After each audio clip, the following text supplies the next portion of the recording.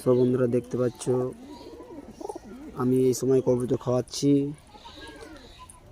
এই ফাঁকে একটা ভিডিও বানানোর মন গেল, তাই একটা ভিডিও করছি। আয় আয় আয় আয় আয় আয় আয় আয় আয় আয় আয় তা তোমরা দেখতে পাচ্ছ আমি এখন কবুতর খাওয়াচ্ছি। এই কবুতরগুলো কেমন লাগছে আপনাদের কমেন্ট করবেন দাদা ভাই। আর কার কোন কবুতরটা ভালো লাগছে একটু দেখে বলবেন। আমার বাড়ি ছুটিপুর, জেলা নদিয়া, থানা কালীগঞ্জ।